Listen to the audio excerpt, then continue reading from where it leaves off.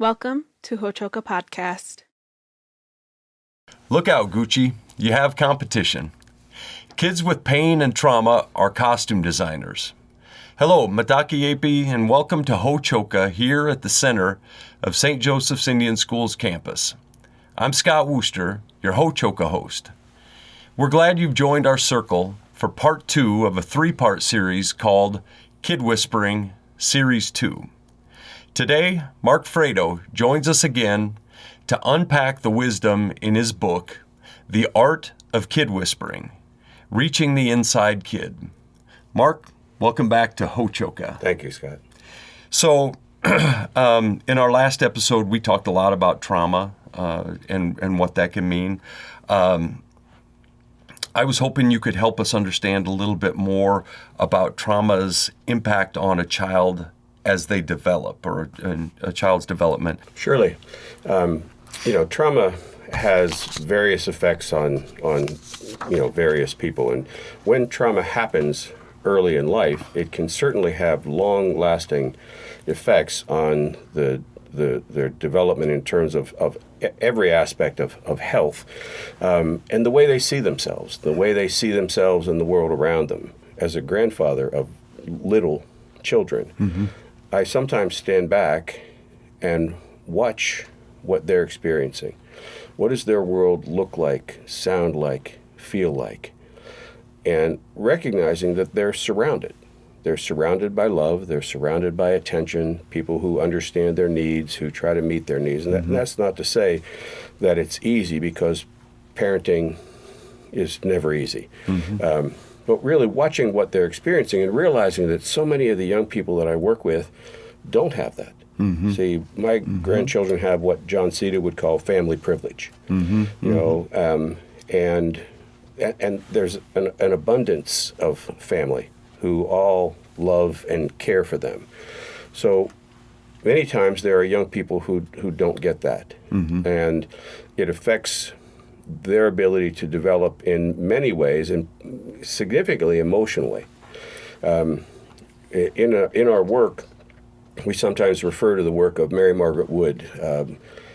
Dr. Wood is a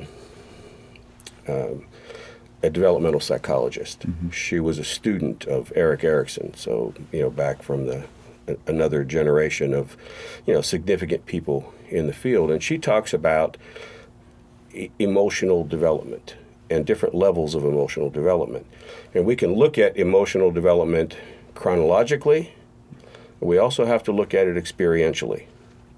So early in life, sort of what she would refer to as the existential question that happens in children between 0 and 2 is the world a safe place? Mm-hmm. Again, it's a state experience, not a word experience. But, my grandchildren, as they get to be 2 years old and beyond, they're going to say, is the world a safe place? Yeah, they're safe. Mm-hmm. They feel safe because there's people around all the time. There's people who love them and who meet their needs and, help them grow through the challenges of, becoming a 2-year-old. And of course, everybody knows there's lots of challenges becoming or being around a 2-year-old.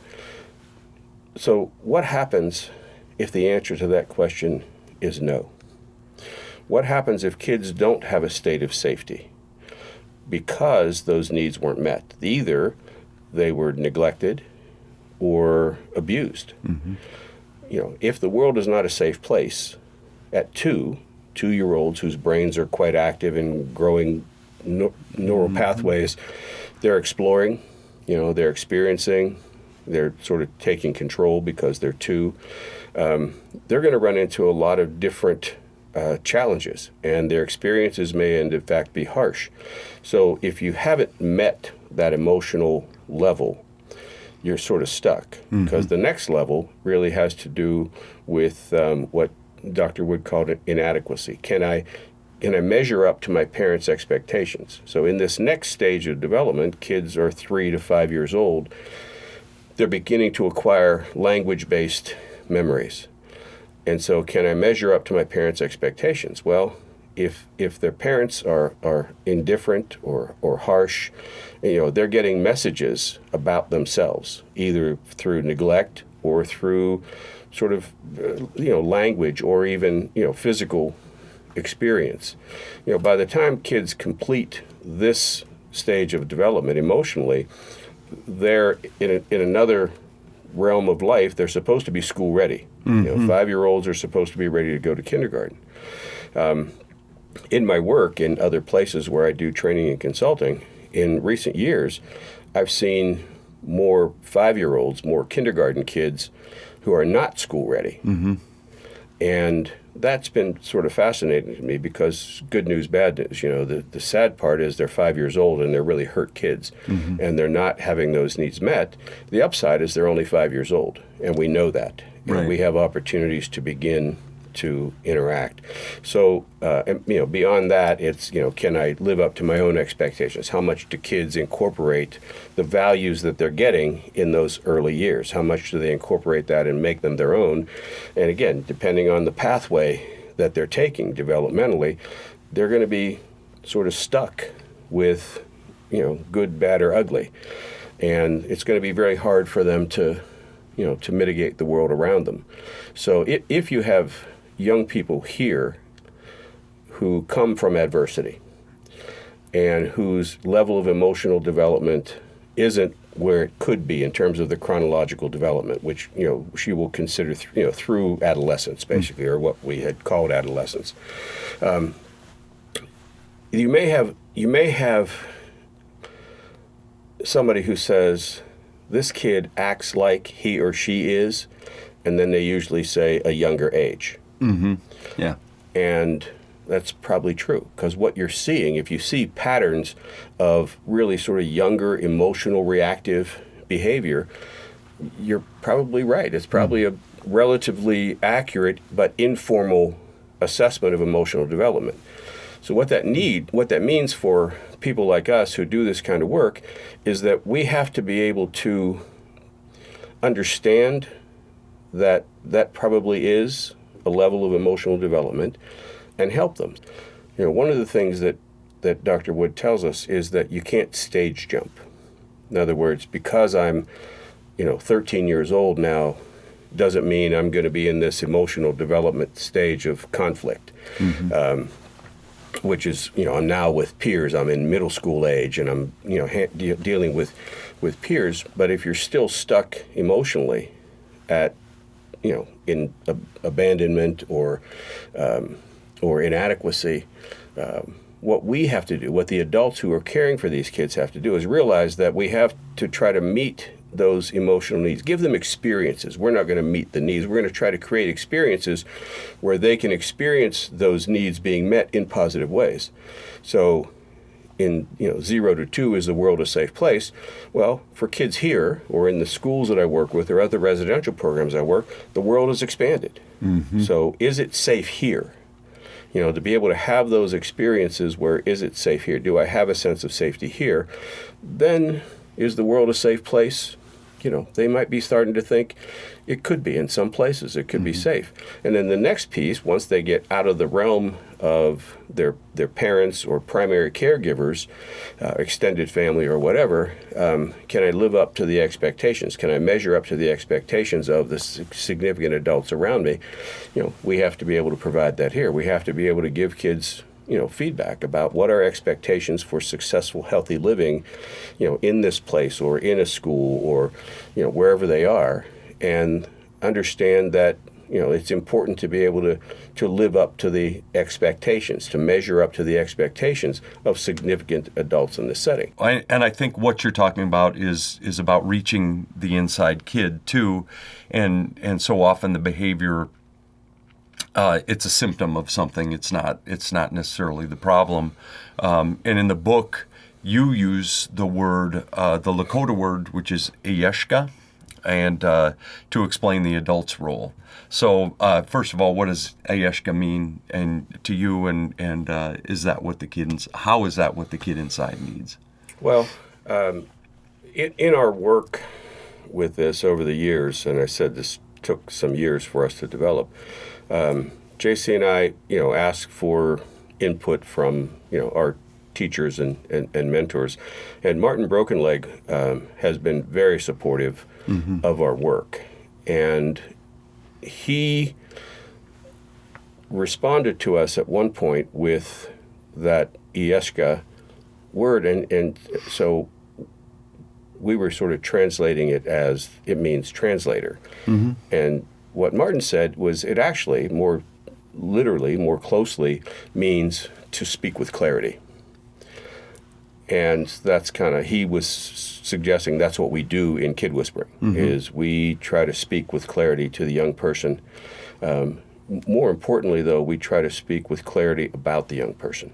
We try to, translate, if you will, speak clearly about the young person to other people who may not be able to see this young person in strength-based terms. Sometimes people have a very narrow perspective. We begin to be able to see kids in a broader way. We begin to see purposely look for strengths in kids. So while we can say, yes, this young person does this, they interrupt, they disrupt, they get into fights, that's all true, and we also know this is true. And that's the part where, Martin saw what we were doing was not diminishing or denying the concerns of others. Rather, we were understanding that people have those concerns for specific reasons, and there's more to this kid. There's more to this kid, and that's really what how that Lakota term and Martin's guidance inspired us to see kid whispering for ourselves in a a clearer, broader way. Right. And you're interpreting what that kid's behaviors mean and trying to sort out what that means for the kid. And I've always thought the word interpreter is the way I understand that, which I think is a great word. The Lakota spiritual man interprets what the spirits are telling him and then is able to give that to the people in a good way. And so you're trying to understand where the kid is coming from to give it to his, as you would say, ecology in order for that to feed back into that kid. It's good stuff. So we talked about Gucci, and you and I are a couple of fashionistas here for certainly, right? Should be obvious to everybody. Yeah, it should be. Yeah, everybody can see that. But a costume designer emerges when a child doesn't have the Ieshka or somebody to interpret those things for them. How can you explain that? Yeah, costumes, Jay and I sort of keep it simple. We look at, costumes are either externalizing or internalizing. Okay. They happen for a reason. Now, sometimes kids will develop a costume more consciously than others. Sometimes it's just reactive, and it's really based on meeting needs the best way they can, without the context of guidance and support and teaching from others. So, a costume could be a kid who's really frightened, who presents as if he's not, who is willing to be aggressive or get into fights or, sort of prove his toughness because he doesn't want people to see how weak they are. Other costumes are actually accurate portrayals. We have kids many times who have been abused or neglected who feel badly about themselves, and they don't disguise it. What they do is magnify it. They make themselves more distasteful, more alienating from other adults, to just because it magnifies that sense that they have of not being worthy or those kind of things. So costumes, we have to be able to be mindful that what we're seeing, the present, and let me go back and say this, that I don't think costumes are a big mystery that happens around hurt or troubled kids. Everybody has their own way of presenting in different places in different ways. So it's part of our sort of a normal part of our humanity. For kids who are hurt, it tends to have a more significance. It tends to be, more related to pain. It tends to be more related to really unmet needs. And so what we really try to be mindful of is that, again, it goes beyond looking beyond, to realize that this young person is presenting to us in this certain way, but we're also being mindful and attentive to the way it's being presented and the broader context. And so we can ask questions about it. We are never judgmental about it, because sometimes costumes are obvious. Sometimes costumes have to do with adornment and hair color and, clothes and, they're very obvious, externalizing. And we don't presume that that's somebody who's hiding pain. In the context of our work, we work with kids who are in pain. We're not being judgmental. We're being interested and curious. And sort of really fascinated in a very genuine way sometimes. But to give kids a chance so that the costume isn't going to be the thing that gets in our way. Yeah.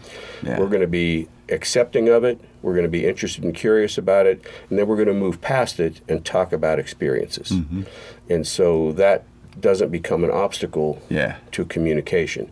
So we try to do that, whether it's an externalizing costume or an internalizing costume, where they sort of turn the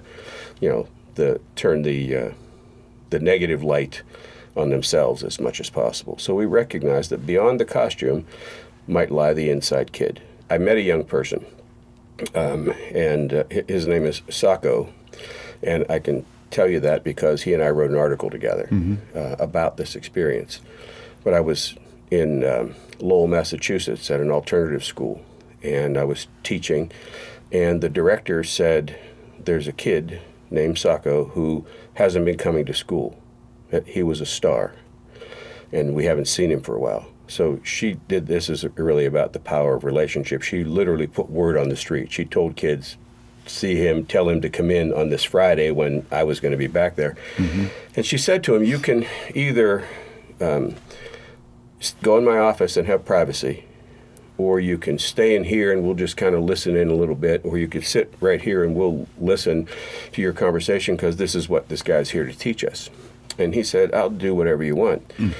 Because he, trusted Miss Karen. And so we sat in the middle of this room, and we realized we both had the same experience. Within just a few minutes, the other 13 people who were sitting in the room just disappeared. We had no sense that they were there because we really got into a conversation, which I always appreciate and marvel at. I never really take it for granted. Right. But I think it's just really cool. It's a gift, yeah. Yeah, that it happens. And so he was a gang kid. He was involved in a gang. He was a shot caller in a gang. He enrolled himself in this alternative school for really good reasons. He didn't want to keep living like that. He didn't want to die like that. He didn't want his little brother to have to go through the kind of things he had to go through, and he didn't want to see his mama cry anymore. Now, there's a long story here. I'm just going to give you the very short version. In this conversation, I was asking him what got in the way, because he hadn't been coming to school. What got in the way of those really important goals that he had, and he could really articulate very clearly and with conviction? What got in the way? And he put his head down, and there was some silence. Silence always seems longer than it is. And he looked up at me with a different countenance, a different expression on his face, and he said in a quiet voice, I've done some really terrible things. And I realized, combined with the goals that he had for enrolling himself in this alternative school and being a star in the words of the staff, and then this absence because he had to be on the street dealing with various things. So I asked, what is important, so important that it gets in the way? And he said, I've done some really terrible things with a different tone and a different expression. And so I asked him, without compromising him or me, if he can give me some idea of what those things are, because they're getting in the way of something that is really important to him. And so he explained, some things about safety and, revenge and various, gang-related things. And what I realized in this conversation, that's what he was doing. That was his costume. He was a significant member of a serious gang in that part of Massachusetts, and he was engaged in that. But that's not who he wanted to be. See, that was the first time I experienced what we call the inside kid. I realized there's another kid in there, the one that enrolled himself in the school, the one that had these significant goals for himself, but also was drawn back into other pressures in his life. And so, both, the costuming and the inside kid really showed up at that point, and that's how we incorporated this into our work, because it was the first significant example that I recognized that we can put in the context of kid whispering. of a young person who was doing that. So it was an externalizing costume, and yet when he looked back up, in the what he said and the way he said it, said there is so much more to this kid that really needs to be understood. Right. So I'll jump forward a number of years. One of the things he told me was he wanted to work with kids. He wanted to help kids stay off the street, et cetera. And he told me this when he was 17 years old. Well, some ensuing things occurred, and 4 years later, he ends up at the Boys and Girls Club in that place where he grew up, and a guy who used to be a worker there was now the director and gave him a job. Now, because he had, a record, and he had engaged in, felony activities, what's the chances he's going to go get work in a place that works with kids? Right. Yeah. But this director made his own decision, and he ended up doing this for many years. He worked not just with the Boys and Girls Club, with a organization called the United Teen Equality Center, and he did exactly what he said he was going to do when he was 17 years old. That had a lot of power for me, that experience of watching him. He gives credit to Miss Karen, he gives credit to me. The truth of the matter is we provided some guidance and support along the way, but this is the power of the inside kid. He had a sense of who he wanted to become. And so he's married, he has daughters, and in fact now I don't think he's working with kids anymore, but now he has a fishing charter up in Massachusetts. So if you're ever up there and interested in fishing, I know a guy. Yeah, okay, you could take me out, Yeah. Okay. So we'd like to thank Mark Freado for talking with us today. In our final conversation with Mark in this series, we'll help you develop some superpower skills to meet the inside kid and to support the youth in your lives. As for our audience, thank you for joining us here in the Hochoka at the center of St. Joseph's Indian School's campus, where we talk about issues that are central to Native American education today. Until we see you next time, stay centered.